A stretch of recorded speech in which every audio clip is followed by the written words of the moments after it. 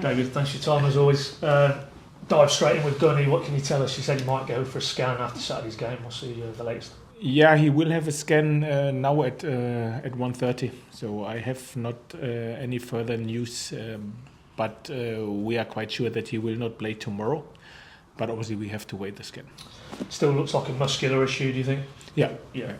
Just to clarify, was it right leg or left leg? Looked like left. He was pointing to his left. Yeah. Okay. So definitely not involved for tomorrow. You'll obviously know more after the scan. But in the immediate term, I think you said maybe to Chris Gorham after the game, you might look at recalling McCracken, or that's an option. Is that in your thoughts already? Yeah, this is an option, but this will, at the earliest, the case on Wednesday for the Sunderland game. So we will make a decision who will then back George for tomorrow if Gunny can't play tomorrow. Okay. And in terms of the other guys who were involved at the weekend, no issues coming out of that game fitness-wise? No, everyone is okay.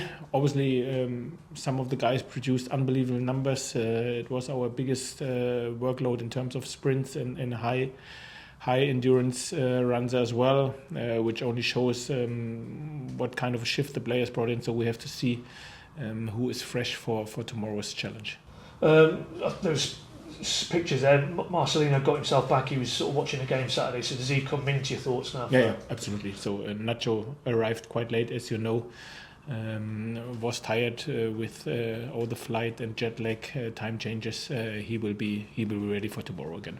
I don't know if you asked about him before the weekend, but he had quite an eventful international period. I think he went away. Obviously, he scored. It looked like the goal was taken off him, and then it was credited back to him again. But then in the second game, he got himself red carded. I mean, how do you assess his overall international? Yeah, I've spoken with him. Obviously, we both agreed that we have to keep in Chile what happens in Chile.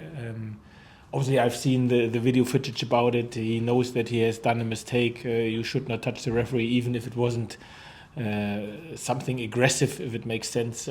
But he has to respect the referee's decisions in this moment. But I said that, listen, what happens in Chile, keep it in Chile. I will back you. I will trust you. I believe in you. We as a club will back you because you are our player, and this is how we move on with this incident which happened in Chile. Okay, understood. You said just in your first remarks there that a lot of kilometres in the legs for a lot of them players at the weekend, and you'll need to assess that in terms of your selections. Borja was in the squad Saturday. You clearly felt the opportunity wasn't there to get him into the game, but how close is he now to seeing him in the Championship? No, he's ready. Obviously, to start a game is something different rather than to come into a game, but in general, he is ready. He has no further problems with his ankle in the past, and now it's about find the right moment in the game. When will be he the one who maybe can help us in the right position? And obviously this always depends on opponents and how the game progresses as well. With him on 2 points, because we know his pre-season was effectively ended after the first or second training session. Is he there in terms of the fitness and the block of work he needed to do fitness-wise, and also understanding what you want from him to slot him into this team in and out of possession? Is he there, do you feel? Yeah. So I think fitness-wise, he catch everything up apart from game time. And obviously you can't copy game time in your rehab or in the training sessions. So he catched a little bit game time up in the under-21 games, which is a different tempo, as we all together know. So then there's a moment, all the games in pre-season where you can catch up game time, obviously he missed, and we can't give this back to him. In terms of the understanding, what we like to have from our wide players or from him as a wide player in ball possession, without ball possession, he knows everything. He is absolutely on the same page like all the other ones, but obviously he, apart from in training and some game times which he had with us against Fulham, he was not able to do it under the highest pressure with the highest tempo as well. But in theory, he is absolutely ready to play. I just wanted to ask you about one of your other wide players. Christian Fashnak came in, looked like he'd been in England forever. You know, he adapted so quickly, but last 2 or 3 games you've not started him. Is that just a sense that maybe because of the grueling nature of the Championship, has that caught up with them a little bit? Why have you decided to maybe dip him out for the last 2 or 3?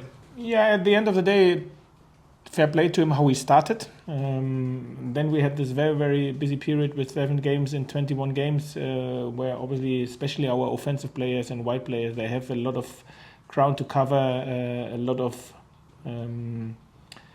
kilometers to go. There we rotated, and unfortunately, in the one or other situation, he was not back to his best. Then we have obviously with Johnny someone who impresses a lot. Ornell starts to get back to his best after his injury, which he had with his hand, which unfortunately interrupted his good form after the preseason. And he's fighting for his place like all the other guys as well. And obviously, it's up to us to make the right decision, which player will help us against which opponent in which period of the game. In the wide areas, we have a lot of options, and then it's up to the players to perform if they get the opportunity. Like O'Neill with an assist, which he has shown last game. Johnny Rowe, as I said, is always a threat offensively and works for the team. Even if we've seen that not all of them will start every game and finish every game as well. Just footnote on Leeds, how you felt straight after the game in terms of how the game broke down and where you were good, the areas you were good, and a lot of positive elements to that performance, but the areas you need to get better. Yeah, at the end of the day, I think we've seen that we were not miles away, but obviously we have to make sure if we play in ball possession on our best level, we are quite uncomfortable because we are able to break opponents down even if they sit in shape, and if we get them dropped, we always have enough bodies to have a good position for the counter press as well. And this is what happened in the first half. And the second half, our biggest problem was our ball possession. So we were not as comfortable on the ball. We had too many turnovers, too many wrong decision makings, too many technical mistakes in these moments, and this then cost us. So take shots when you not shoot, then give a transition away rather than to pass. Don't keep the ball in the areas where you easily can keep the ball. For example, in front of the first goal, the own goal which we conceded, where we were working very hard. Credit to the players. Won the ball high up the pitch, but then we gave it very, very sloppy away and conceded transition. And this is something where when we are good and our best, we play good, we can get pressure on the opponents, we can play out. If we are not, then obviously we are vulnerable, and this is what we have to make sure that we be better in our ball possession over the whole game when we have the ball. Yeah, it's interesting you talk about in possession, but what about out of possession? Maybe the last 2 or 3 games, the volume of chances, and of course you can break that down and how many good chances you give in to the opponents, but in the last 2 or 3 games, 19, 20, 23, is that a concern? Is that a structural thing, do you feel, in terms of your back four coming under that pressure and the ease with which teams can create chances? Yeah, if I now I think if we speak about the last 2 or 3 games, the games were totally different. So Leeds were quite open game where both teams played quite offensive, created their opportunities. First half we gave some options away, some clear-cut chances away. This was more a tactical misunderstanding from our wingers in these situations. Second half, the goals which we conceded, 2 transition goals where we, as I said, made not the right decisions, were sloppy on the ball, and one obviously was a corner. Then we had the Coventry game, which was totally different, where we had to defend very deep, defended our boxes, crosses. The chances which they had were more in our box after crosses, blocks, so it was totally different.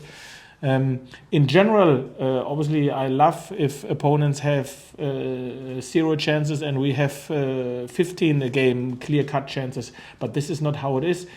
I think we are totally aware we concede too many chances, but now it's the question what kind of chances it are. and then how we solve this issue. And a lot of the chances which we concede, or the goals which we conceded, were from set pieces, if we take Swansea, for example, or from the transition where we were not good enough in our decision making, in our keeping the ball in this moment. A lot of the goals which we conceded, we lost the ball high up the pitch, and not in our play out or in build out situations. And this is why it's so important that we do better what we are doing, but that we keep believing and trusting in what we are doing. Because on the flip side of the coin, you see how good we can break opponents down, even organized opponents, with our play out or build up, and how many chances we can create as well. And I think this is where it's so important to get the balance right. Just on a broader point, just in terms of data, I'm interested, are you the type of coach, because nowadays it feels like from the outside looking in, there's data about everything and anything, and you can almost be overwhelmed by it. I mean, are you a coach who wants that and wants every single stat and metric going from all your analysts, or are you one, it's more what you feel, what you see, and you just want maybe the overview in terms of data to sort of reaffirm what you're already seeing as a coach?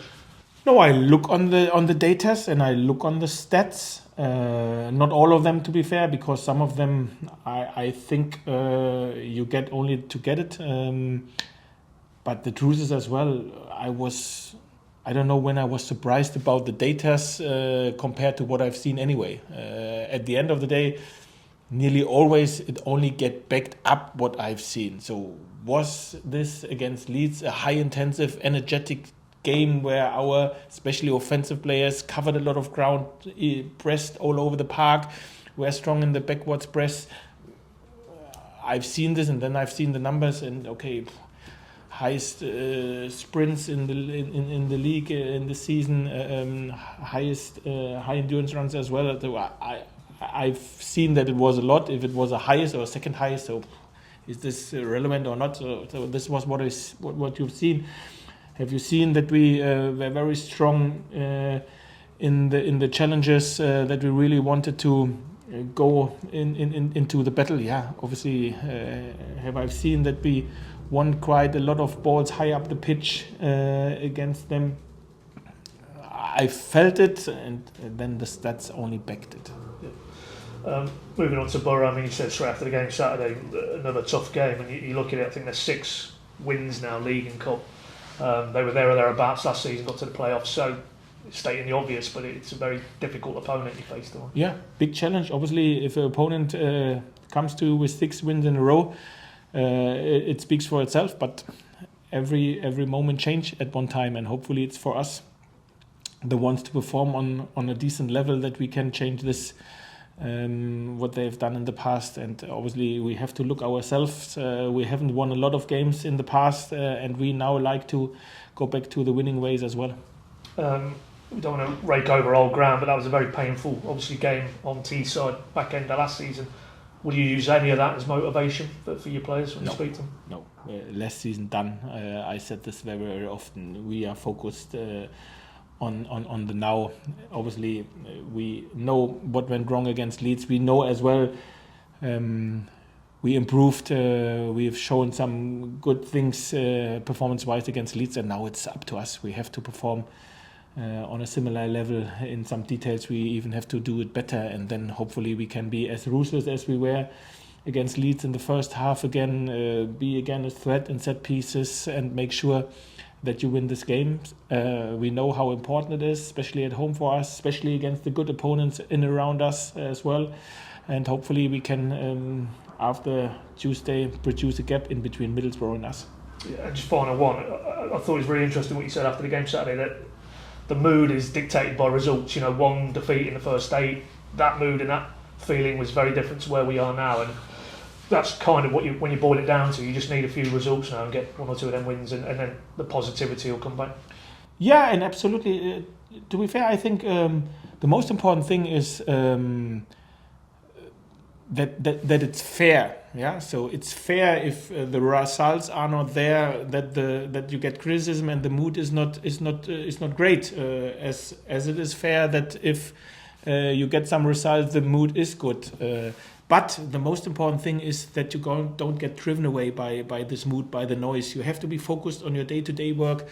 Make sure you prepare yourself and your team as good as you can for the next opponent, win, lose or draw. The next one is the most important thing. And to realize as well, and everybody is long enough in this business, the only one who can change the mood is us with performances and obviously with results as well. But I said this a lot of times, results will only come if you perform consistently on the right level. And this is why we still have to be focused on the performances, so that we continue perform consistently on a high level, and then we will win football matches. This is how football works, and this is where we have to be focused on. And then mood will change for sure. In 2 weeks' time, everything can change. In the next 2 weeks, it can change again. So you can't sit in this roller coaster and go with it. Then you get mad. You have to be as calm as you can when the noise is too positive or too negative, to prepare your team. And I have every trust and belief in this group, and how this group likes to play football, and how we played in the past as well. Even if at the moment the mood is not the best, I have every trust and belief, and know the only one who can change it is us. Thanks, David. Good luck. Thank you. Cheers. Thanks, Paddy.